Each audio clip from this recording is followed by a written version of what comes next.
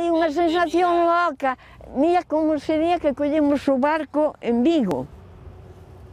Fomos no transatlántico, na mala real inglesa. Bueno, ya estaba cheo de xente, a época que os galegos todos emigrábamos, gracias a Dios. E todos cos pañuelos, despedíndose, chorando, en fin. E eu estaba encubierta e apretei as maus fortemente porque pensaba, digo, ainda estou en España, ainda non marchei daqui. Ai, será que o consigo?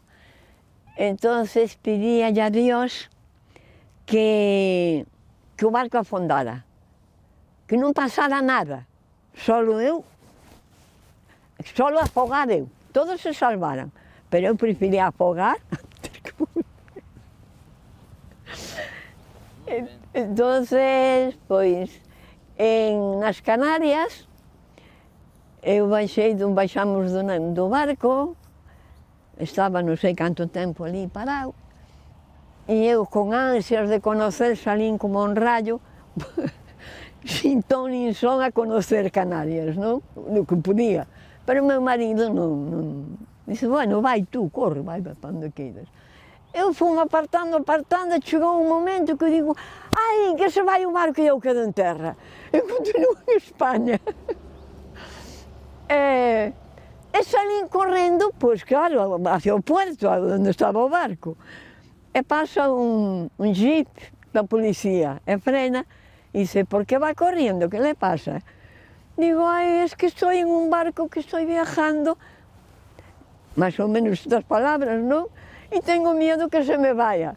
Entonces, baixouse non sei de que cargo son, pues un militar, digamos, unha autoridade, apartou uns soldados, un personal, meteu-me no jeep e levou-me ao puerto. Unha persona encantadora me deu a súa tarjeta, a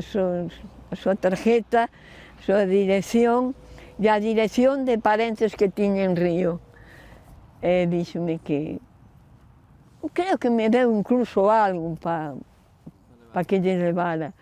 Foi fabuloso, foi moi bonito. E logo, pois, relacionarse co personal do barco, todo con viaxeiros, xente encantadora, moi ben, moi ben, moi ben, moi ben.